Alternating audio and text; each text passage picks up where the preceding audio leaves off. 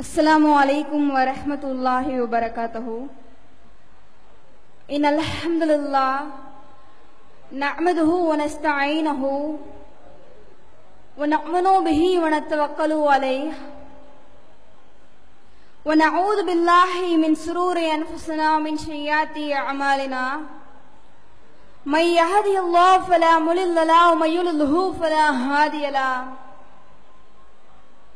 वअशहदु अल्ला इलाहा इल्लल्लाह वहदहु ला शरीक लह वअशहदु अन्ना मुहम्मदन अब्दुहु व रसूलुहु अम्मा बाद। फ़क़द क़ाल अल्लाह तआला फ़िल क़ुरआनिल अलीम वल फ़ुरक़ानिल मजीद। अऊज़ु बिल्लाहि मिनश शैतानिर रजीम। बिस्मिल्लाहिर रहमानिर रहीम।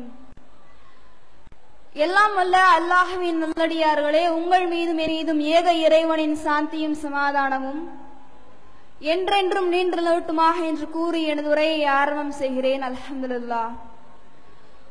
பொது சிவில் சட்டத்தை கண்டு பொங்கி எழுந்துள்ள எனது அருமை இஸ்லாமிய சகோதரிகளே, உங்களின் முன்னிலையில் எங்களுக்கு தேவை இஸ்லாமிய சட்டமே, பொது சிவில் சட்டம் எங்களுக்கு தேவையில்லை என்பதை விளக்கி சில செய்திகளை உங்களிடம் பதிய கடமைப்பட்டுள்ளேன். மத்தியில் ஆளக்கூடிய மோடி அரசு ஆட்சிக்கு வந்ததிலிருந்து இஸ்லாமியர்களுக்கு எதிராக பல்வேறு சதி திட்டத்தை செஞ்சுட்டு வரதை பார்க்கிறோம். மாட்டிறைச்சி என்ற பேருல வயதான முதியவராகிய அஹ்லாக்கை மனித வேட்டையாடின. அது மட்டுமா, முஸ்லிம்கள் என்ற ஒரே காரணத்தினால் காஷ்மீரில் வாழ்ந்த மக்கள் மீது காட்டு மிராண்டித்தனமான தாக்குதலை நடத்தின. மேலும் தற்போது சில நாட்களுக்கு முன்னால போபால்ல விசாரணை கைதியாக இருந்த 8 பேர் மீது போலி என்கவுண்டர்ல சுட்டு தாக்கின. இப்படி அடுக்கடுக்கா பல அநியாயங்களை செய்து கொண்டிருக்கிற நீ, அயோக்கியத்தனமான வேலைகளை செய்யக்கூடிய நீ, இஸ்லாமிய பெண்களுடைய பாதுகாப்பு பேர்வையில நீ பேச வந்துட்டியா? இஸ்லாமிய பெண்களை பற்றி பேசுவதற்கு உனக்கு என்ன தகுதி இருக்கு? உனக்கு என்ன உரிமை இருக்கு? நாங்கள் அழுதோமா? எங்களுடைய இஸ்லாமிய சட்டம் எங்களை பாதிக்குது நாங்க சொன்னோமா? உலகிலேயே எங்களுடைய இஸ்லாமிய மார்க்கம் மட்டும்தான் இஸ்லாமிய பெண்களுக்கு முழுமையான உரிமை கொடுக்குது.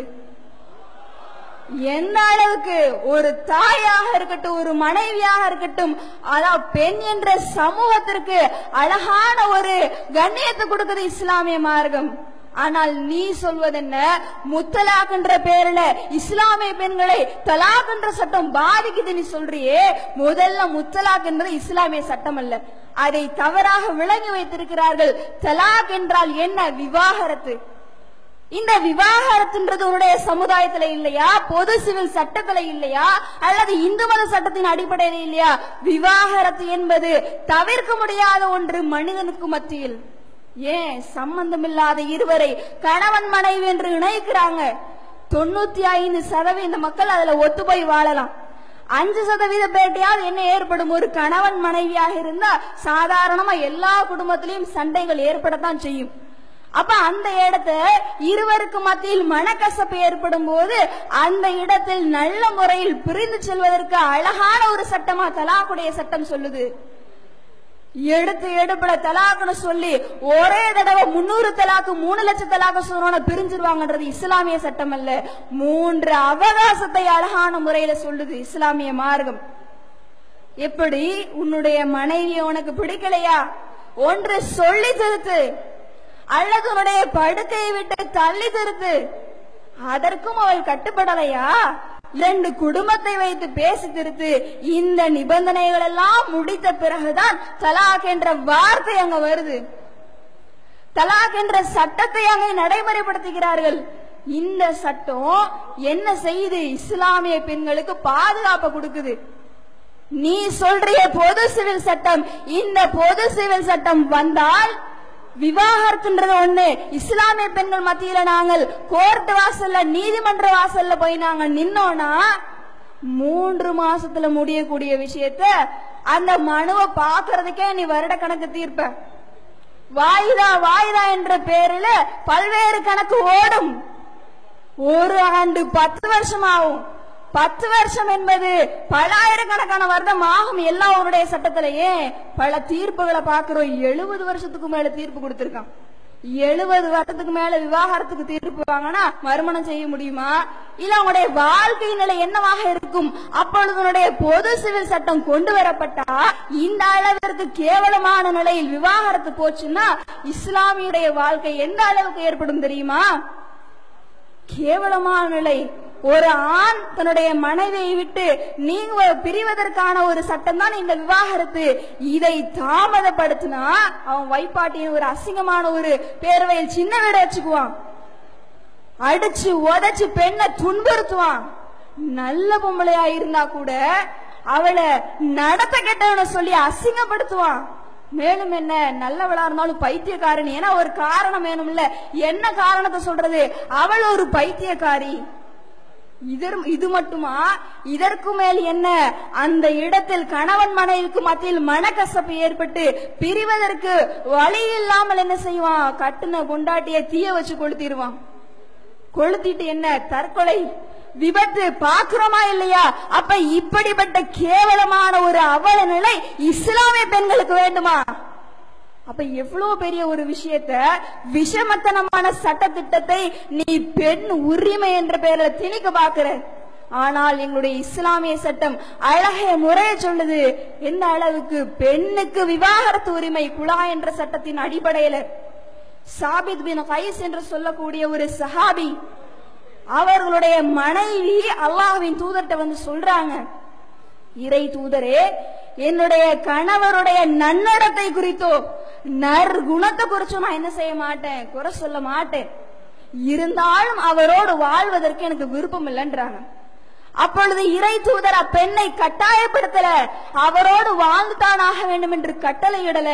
நீ அவரை விட்டு பிரியணுமா, அவரிடமிருந்து எதை மனக்கொலையாக வாங்கினாயோ அதை திரும்ப கொடுத்து விட்டு நல்ல முறையில பிரிந்து செல்றாங்க அல்லாஹ்வின் தூதர்.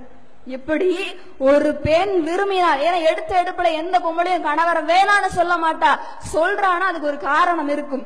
அப்ப அதனாலதான் இஸ்லாமிய மார்க்கம் அழகான முறையில பெண்ணுக்கு விவாகரத்து உரிமையை கொடுக்குது. 21ஆம் நூற்றாண்டு நடக்குது. இப்பொழுது இப்படிப்பட்ட உரிமையை கொடுக்க முடியுமா? நீ பொது சிவில் சட்டம் கொண்டு வர நினைக்கிறியே, உன்னுடைய பொது சிவில் சட்டத்தில் இப்படி ஒரு நிலைமை எங்களுக்கு கிடைக்குமா? என்ன நிலை?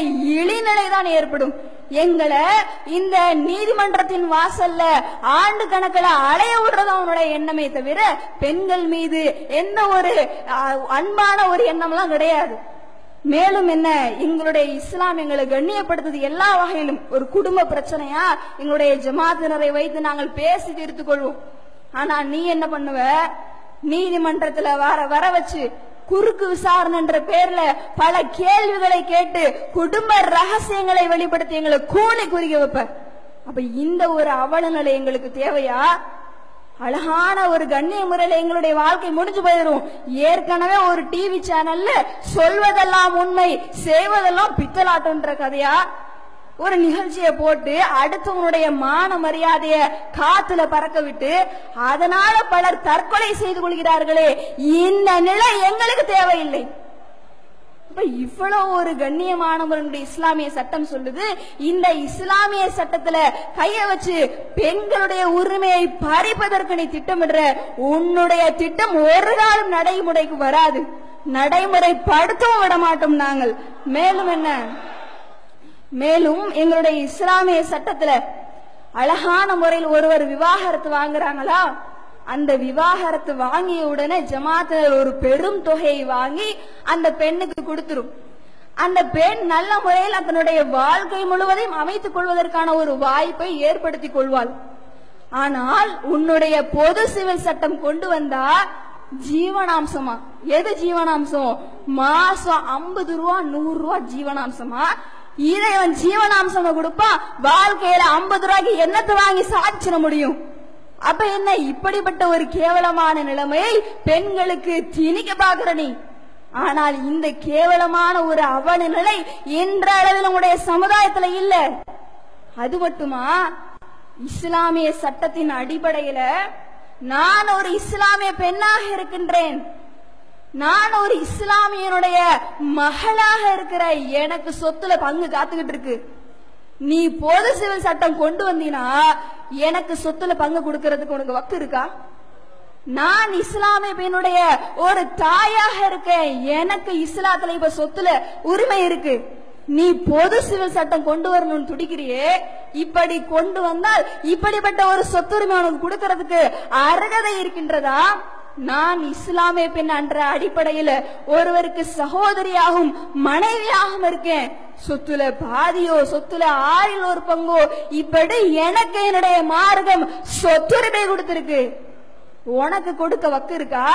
இப்படி அழகான முறையில் எங்களுடைய இஸ்லாமிய மார்க்கம் முழுக்க முழுக்க ஒரு திருமணமாக இருக்கட்டும், விவாகரத்தாக இருக்கட்டும், ஜீவனாம்சமாக இருக்கட்டும், சொத்துரிமையாக இருக்கட்டும், அழகான ஒரு வகையில இஸ்லாமிய பெண்களுடைய உணர்வுகளை புரிந்து கொண்டு முழுதான உரிமையை கொடுத்திருக்கு.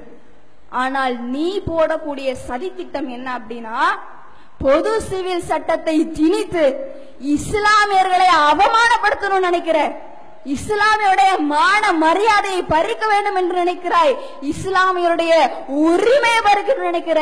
இதை ஒரு காலம் நாங்கள் விட மாட்டோம். அதற்கு எதிராக எப்படிப்பட்ட விஷயத்தும் தயாராக இருப்போம். மேலும் என்ன பேசுறாங்க? பேச்சு யாரு? மோடி அரசு. பெண்களுடைய உரிமையை நாங்கள் பாதுகாக்கிறோம். கட்டிய மனைவியை வீதியில நிறுத்தி அணைய செஞ்ச மோடிக்கு திடீர்னு பெண்கள் மீது கரிசனம் வந்து விட்டுதான். பெண்களுடைய பாதுகாப்பை பத்தி பேசுறாங்களாம். அப்படி என்ன ஒரு திடீர் கரிசனம்? இந்த கரிசனம் எப்ப இருந்திருக்கணும்? எங்களுடைய சகோதரிகள் கொல்லப்பட்டார்களே குஜராத்திலும் முசாபர் நகரிலும், கற்பழிக்கப்பட்டு கொலை செய்யப்பட்டார்களே, கர்ப்பிணி பெண்ணு கூட பார்க்காம வயிற்றில் இருக்கக்கூடிய சிசுவை கிழித்து பெட்ரோல் ஊத்தியரிச்சியே, அப்போ எங்க போச்சு உங்க கரிசனம்? இஸ்ரத் ஜஹான் என்ற பெண்ணை போலி என்கவுண்டர்ல சுட்டு தள்ளின. கௌசர் பானு என்ற பெண்ணை கொல்லிக்கட்டைய அடி வயிற்றுல சொருகி அநியாயமா கொன்னியே. அது மட்டுமா, மும்பை கலவரத்துல இஸ்லாமிய பெண்ணுடைய மார்பகத்தை அறுத்து நாய்க்கு தூக்கி வீசி வீடியோ எடுத்து ரசிச்சியே, இதுதான் அவனுடைய கரிசனமா? இந்த இடத்துல எல்லாம் கரிசனம் இல்ல, திட்டம் போட்டு கேவலமான முறையில இஸ்லாமிய பெண்களை கருவறுக்க துடிச்ச நீ ஒரு புர்ஹா போட்டு ரோட்ல போனா மனித வெடிகுண்டு பேசுறவன் நீ. எங்களுடைய இஸ்லாமிய பெண்களை கண்டு கரிசனம் காட்டுறியா? பாவப்படுறியா? நீ பாவப்படுவதற்கு ஒன்றும் எங்களுக்கு உன்னுடைய பாவமோ உன்னுடைய கரிசனமோ உன்னுடைய அன்போ எங்களுக்கு தேவையில்லை. இஸ்லாமியர்களுக்கு எதிராக இவ்வளவு நாச வேலைகளை செய்ய ஆண்டு 14 ஆயிருச்சு. இன்றளவிலும் உன்னுடைய உள்ளத்திலே துளைத்துக் கொண்டிருக்கிறது உன்னுடைய செய்கைகள் செயல்கள் எல்லாம். இப்படி எங்களுடைய இஸ்லாமிய பெண்களை காயப்படுத்திட்டு இஸ்லாமிய பெண்களுக்கு நீ கரிசனம் காட்டுற பாதுகாப்ப நாங்க தரோம், இஸ்லாம் பெண்ணுடைய உரிமையை பறிக்குதுன்றதுக்கு நீ சொல்றிய, உனக்கு என்ன அருகதை இருக்கு சொல்றதுக்கு? இஸ்லாமியர்களுக்கு எதிராக பல்வேறு நாடகங்களை நீ போடுறிய, உன்னுடைய நாடகங்களை நாங்கள் நம்ப வேண்டுமா? உன்னுடைய நாடகங்களை நம்புவதற்கு, உன்னுடைய போலித்தனமான புலம்பல்களையும் பொய்யான நாடகத்தையும் நம்புவதற்கு நாங்கள் ஒன்று மடையர் கூட்டம் அல்ல. எங்கள் இறை சட்டத்தை பாதுகாப்பதற்காகவும் இறை வார்த்தை பாதுகாப்பதற்காகவும் உயிரை கொடுக்க தயங்க மாட்டோம் இந்த கூட்டம். இதற்கு மேலும் பொது சிவில் சட்டம் தான் பெண் உரிமையை பாதுகாக்கும், இஸ்லாமிய சட்டம் பெண் உரிமையை பாதிக்கும் நீ சொன்னா இப்படியே விட்டு விடுவோம் என்று நினைத்தியா? நீ மிதிச்சா மிதி வாங்கிட்டு போற கூட்டம் அல்ல எங்கள் கூட்டம். ஒரு மாவட்ட அளவில் நடத்தின கூட்டத்தை பார். இதற்கு மேல் பொது சிவில் சட்டத்தை கொண்டு வரணும்னு இஸ்லாமிய சட்டத்தில் நீ மூக்கை நுழைத்தால், எங்களுடைய தலைமை எங்களுக்கு அறிவித்தால், இந்திய முஸ்லிம்கள் அனைவரும் டெல்லி செங்கோட்டையை நோக்கி முற்றுகையிடவும் தயாராகும். எனவே எங்களுக்கு தேவை எங்களுடைய இஸ்லாமிய சட்டம் தான். உன்னுடைய பொது சிவில் சட்டத்தை ஒரு காலம் நாங்கள் ஏற்றுக்கொள்ள மாட்டோம். எங்களுடைய மார்க்கம் எங்களை கண்ணியப்படுத்துது, எங்களுடைய மார்க்கம் எங்களுக்கு முழுமையான உரிமை கொடுக்குது. எனவே இந்த இஸ்லாமிய மார்க்கமே எங்களுக்கு போதும், எங்களுக்கு தேவை எங்களுடைய இஸ்லாமிய மார்க்கம் என்று சொல்லிக்கொண்டு எனது உரையை நிறைவு செய்கிறேன். வாஹிர் தஅவானா அல்ஹம்துலில்லாஹி ரப்பில் ஆலமீன். அஸ்ஸலாமு அலைக்கும் வரஹ்மத்துல்லாஹி வபரகாத்துஹு.